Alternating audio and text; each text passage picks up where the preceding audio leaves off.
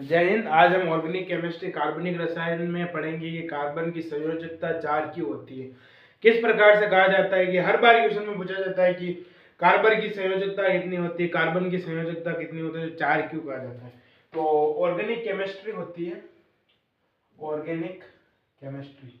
Organic chemistry की starting में carbon आता है। अब कार्बन का इलेक्ट्रॉनिक विन्यास का क्या होता है, तो कार्बन आता है हमारे 6 नंबर पर।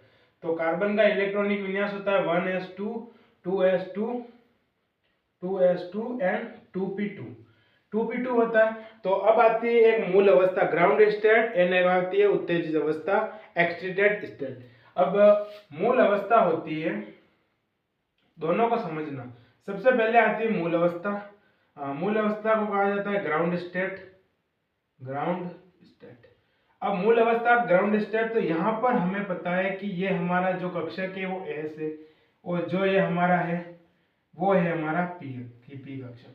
तो एस कक्षक में हमारे 2 इलेक्ट्रॉन है, तो यहाँ पर हमने 2 इलेक्ट्रॉन भर दिए। पी कक्षक में हमारे 2 इलेक्ट्रॉन है, तो हमने 2 इलेक्ट्रॉन भर दिए। ठीक है।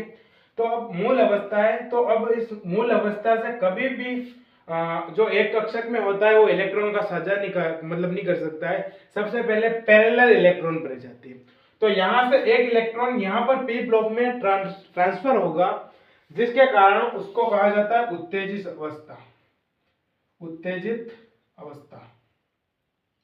उत्तेजित अवस्था को एक्साइटेड स्टेट कहा जाता है। एक्साइटेड स्टेट में क्या होगा, यहां पर और यहां पर 3, एक इलेक्ट्रॉन यहां पर रहेगा और 3 इलेक्ट्रॉन यहां पर आ जाएगा। यह जो इलेक्ट्रॉन होगा ये यहां से सीधा का सीधा ट्रांसफर होकर यहां पर आ जाएगा। इसलिए कहा जाता है कि कार्बन की जो संयोजकता होती है वो 4 होती है। किस प्रकार से होती है, 1 electron 2 electron 3 electron and 4 electron. Light चली गई, सॉरी माफ करिएगा, मैं थोड़ी सी फ्लैश चला लेता हूँ।